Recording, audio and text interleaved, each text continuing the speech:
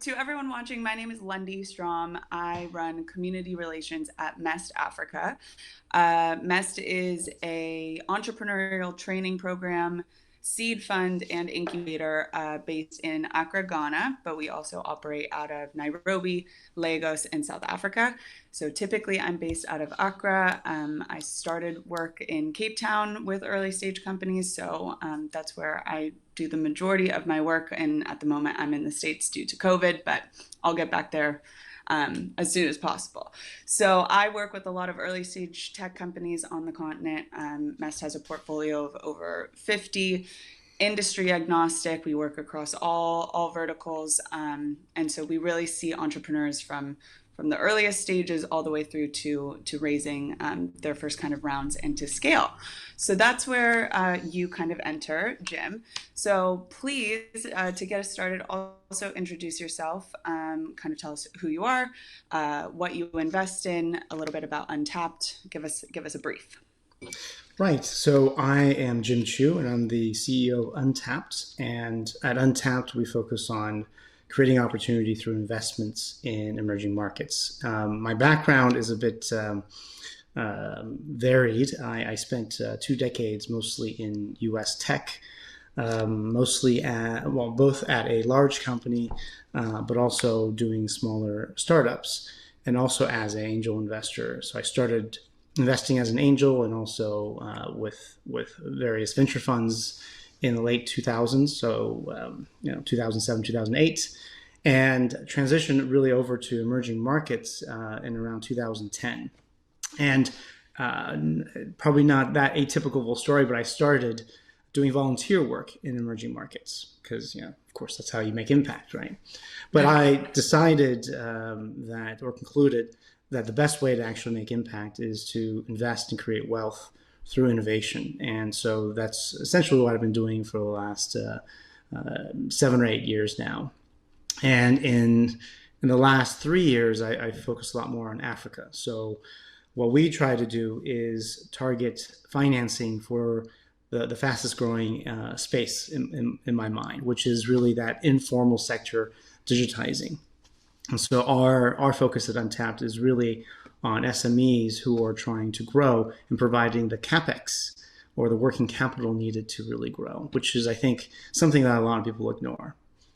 In addition to that, I, on a personal level, also do a fair amount of direct angel investing in equity investing, that is, in startups in emerging markets, Africa and Asia. And I also finally, and this is all tied together, it seems like it's a bunch of jumble of stuff, but it's not. I also produce the Nest, which is a weekly online Shark Tank for emerging market entrepreneurs.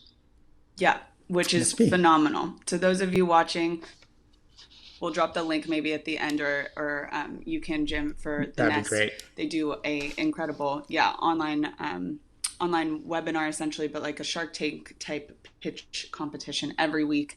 And it's a really, really interesting showcase of some of the talent on the continent, and they get great feedback and then hopefully follow on investment. So that's a great shameless plug there because you guys do great work, right? Speaking of which, just to brag a little bit, I think since we started it in late April, we've facilitated over 2 million in commitments for early stage startups in Africa. So that's I'm quite proud of that achievement. So especially in COVID times. Through COVID, exactly. That's one of the silver linings. I think we can all agree through COVID. So okay, amazing. Thank you for the introduction.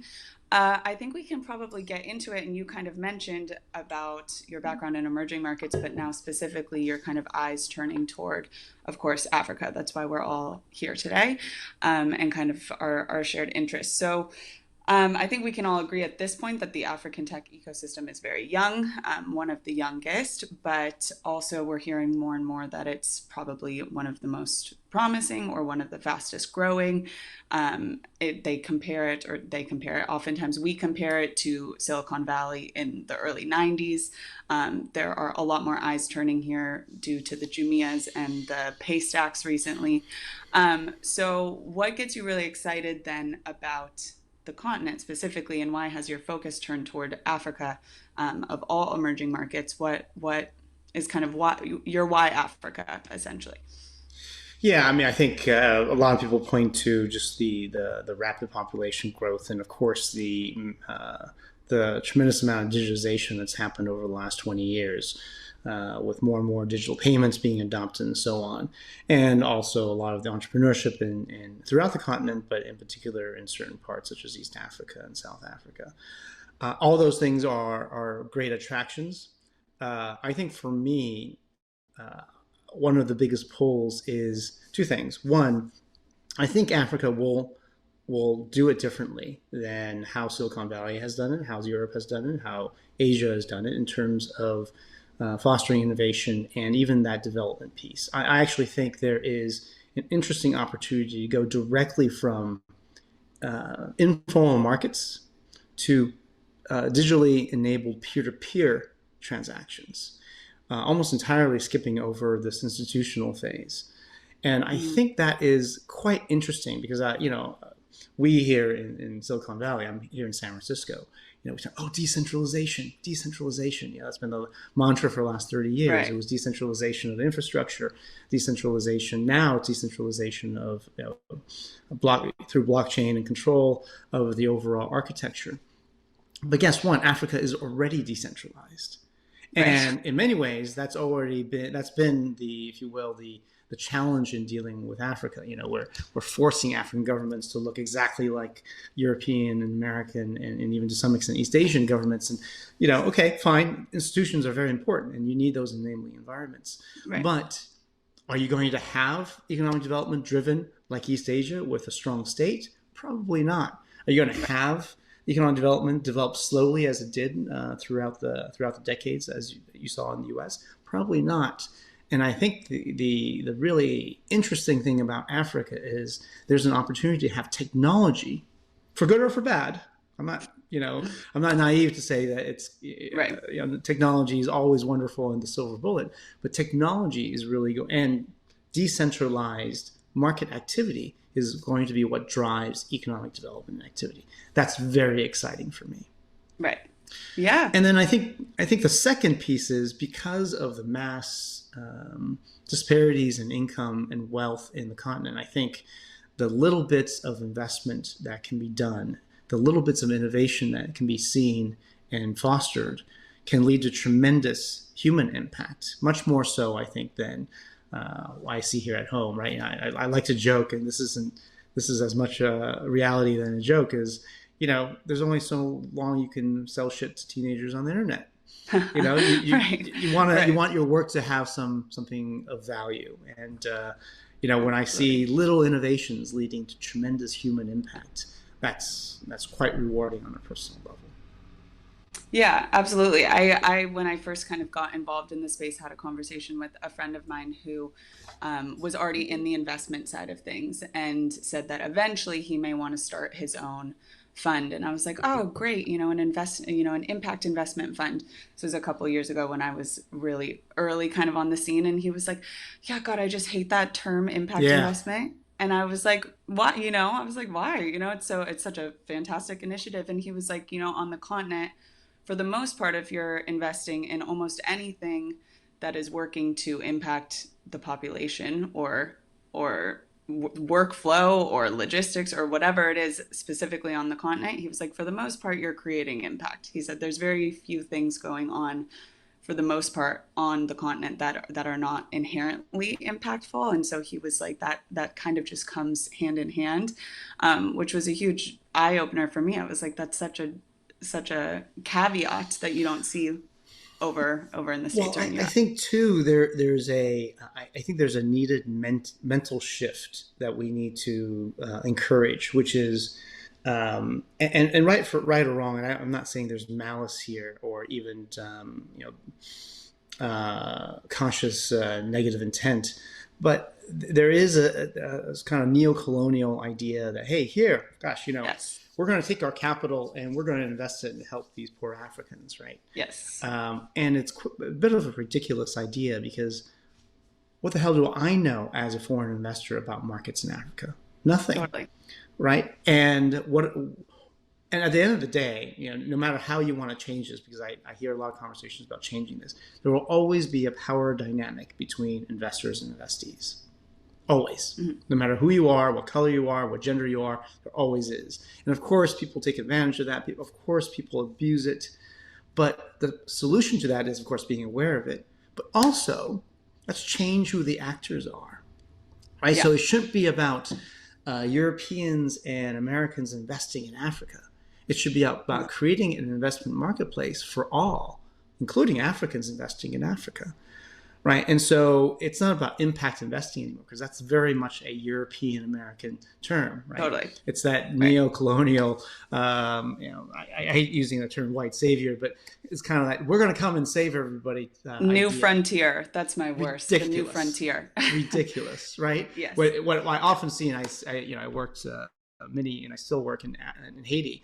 What happens is, the foreign funders, let's call them, let's even drop the word investor or donor, right? Come in with their own ideas of how things should work. Mm-hmm. And then you get the folks who really want to change. Well, they adapt their pitch, because that's what you do. You have to. They adapt what they're doing to fit the needs of the foreign funders. Right. Changing the actual solutions. And if you look at what's happened in Haiti, you see all sorts of littered failures, because at the end of the day, people were responding to the market. Donors, funders want XYZ, local actors provide XYZ, it doesn't work. Sorry. Right. Not my problem. And it can be well-intended as well. It can be almost absolutely well-intended. It almost always is well-intended, yes. but it really, on all think, sides. is that. Right. I don't want to paint Haitians as the villain that are, or funders as being, arrogant. It's, people are trying to do the right thing, and it's just about who they are. So, exactly. So perfect. That leads me to my next kind of question then, is really those key differences that you see on the continent versus off. I know there's a lot of them. I think you touched on the concept of leapfrogging, how at this point they're skipping a complete desktop age or era on the continent, because they've gone straight from no digital to mobile. That's like one kind of idea. The fact that there are 54 African markets, so you can't necessarily ever even discuss the African market, because they're all so heterogeneous. Whereas oftentimes with Asian markets and stuff, that can be applied kind of more broadly. So paint the picture for those who either are joining that are unfamiliar, maybe from abroad or from the States or from Europe, about some of those key differences, maybe expand a little bit, but then also how you avoid applying that Silicon Valley lens. I mean, there's a concept of like an African discount to valuations, where any companies on the continent have to apply this discount to valuation. So talk a little bit about that. And I think that's we could probably spend 2 hours sessions about that topic. Look, I think everywhere you go, in fact, the markets are different, and you have to adapt the style of investing in every market. Whether you're coming from the U.S. and investing in China, or coming from China and investing in Africa, or coming from the U.S. and investing in Europe, the markets are always different. The dynamics are always different. But let me just speak a little bit to one of the main challenges or differences between, let's say, U.S., especially U.S. versus African. So as I mentioned, I've done some angel investing in the U.S. and look, there's a ready market for IPOs. There's and that's where the big blockbusters come, right? I know I think Paystacks was great exits, great story, right? But when you look at the numbers involved, they pale in comparison to the IPO exits that you get, even the smallest ones, right, in terms of returns. And I've had investments that have been acquired, and I've had acquisitions that have gone IPO, or investments that have gone IPO.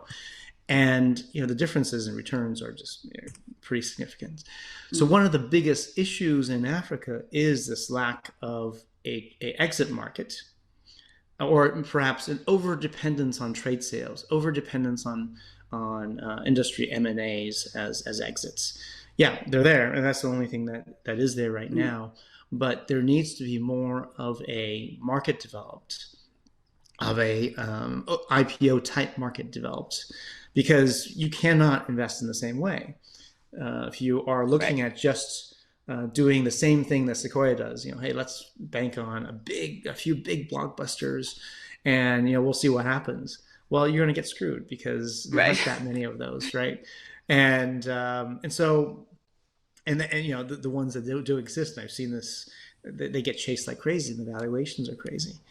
So I think Right. that's one of the biggest ones. And so really, I think the challenge for investors and for entrepreneurs in the tech or startup ecosystem is figuring out how to make the investment and return cycle work for everybody, right? Totally. What valuations do people come in at?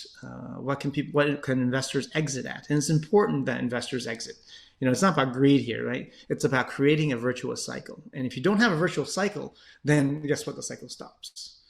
So you get Right. some excited people investing, and then they don't make any money, and then it just stops. So you need Absolutely.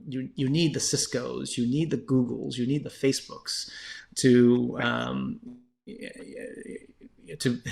provide big exits for a good number of people who then reinvest back into the ecosystem. And so I Definitely. think that's really important. Now, I think one of the potential answers there, and this is starting to speculate here, is really creating more secondary marketplaces. And even if there isn't a formal US or European like IPO market or public market, there could be, again, going back to the leapfrogging, more peer-to-peer markets for secondary sales and shares. We have those in the US, Shares Post, Right. for example, and there's various different platforms. Something Sure. like that for the African market could be very beneficial. Yeah, Yeah. allow people to come in, certain investors to come in at Series A, Series B, because there's an active secondary sale market. Yeah, let's forget about acquisition. Why don't we create a mini IPO market through Series C acquisitions or acquisitions of Series C shares in Right. secondary markets? Right. In any case, Opportunities. that's dreaming a Opportunities bit. are endless. Opportunity. Somebody out there that's listening, please Right. create a secondary sale marketplace for us investors. You heard it here Please, you'll make a first. lot of money. Entrepreneurs will make a lot of money. A lot of innovation will get supported and will blossom, and we'll create a real ecosystem out of it. There we go. There's your unicorn idea right there. So in that same kind of vein, then I feel like oftentimes these panels kind of focus on, of course, the investor's perspective, which we all appreciate. So to flip the script a little bit for the entrepreneurs who are joining us and who are watching, especially those on the continent, in your opinion, what should they be looking for in investors? I guess this applies across the board. Like you said, an investor entrepreneur relationship is extremely intimate. It's very long term. People compare it to a marriage. What should entrepreneurs everywhere, but more specifically, if you can, on the continent, be looking for in an I, investor?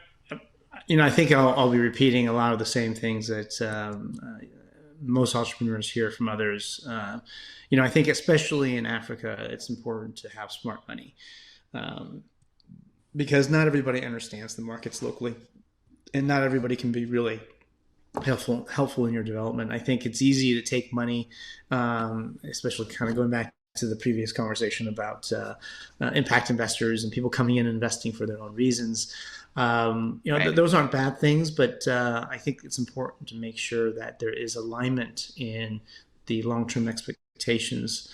And of course, you want investors that can help, but at least investors who can help you understand the market, or that you can help understand the market so they can come and help you. And I Right. think Who are it's that willing two-way to come in. relationship. Exactly. Right. Willing to come in and have an open mind, right? Because Yeah. I've also seen investors come in quite arrogant. Oh, this is the way it should be done. This is the way, what, forget it. What you're doing there is ridiculous, Right. and It won't really last have some long. humility. It won't last long. First of Yeah. all, the egos and the personalities, and come on, we all have egos, let's face it. That's going to erupt into craziness. But Right. second, you're going to make bad decisions. When Yeah. investors start telling entrepreneurs, this is the way you need to run your company, I've never Right. seen that go well, to be very Right, honest. without the Right, that local context, definitely. Okay, right. great. And then with our last, I think we're somehow already down to a minute. I want to close with kind of looking forward. Next 5 years, let's say, 5 years, 10 years, if everything goes right, if everything that we all hope happens for the continent starts to happen for the continent, what does the future of African tech kind of look like to you, or what do you hope it looks like? Well, I think there's one interesting trend that will be really helpful, which is I think there's what we see in around the world is more what I call digital securitization, taking processes of investing that were once the purview of lawyers and only the very wealthy because the transaction sizes had to be large, and breaking that down through better platforms for investing, better platforms for managing the administration, to allow smaller ticket size investments. And what I Okay. would love to see is Africans investing in Africans, Right. much more so than we see today. And that's Right. going to be a combination of those with the significant dollars investing in African startups, but also your everyday affluent African investing in startups. Yeah. And right now, the model from the U.S. of the venture model from the U.S. does not allow that to happen easily. And so we Right. need to see a change in how it happens. And I think we will. I think we will. I think you see all the various innovations around in the finance sector around how you do investing. I call it digital securitization. People have Mhm. different terms for it. That applied to Africa will be a game changer. Okay. All right. That's a positive, I think, note to kind of end on. That was a quick kind of chat, but we just kind of skimmed the surface. And so there's a couple people in the chat who said, brilliant points. Thank you everyone for joining. Jim, thank you for the Thank chat. you, I know we have a couple Lundie. probably lined up. And also I'm going to drop in the chat it's thenest.com, or is it Untapped? What's the link that they can access the nest every week?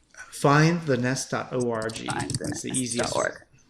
Perfect. Okay, soft plug there. Join us. I'm typically there. I'm like your number one fan on Thursdays as well. Thursdays, thank you very much for continuing to join us. Thursdays at 8 a.m. Pacific time, 4 p.m. I'm sorry, 5 p.m. London time, and 7 p.m. Nairobi time. Perfect. All right. Thanks so much. Thanks everyone for joining. And have a good rest of your day. See you in another Thank you session. very much. All right. Thanks for Bye, moderating. guys.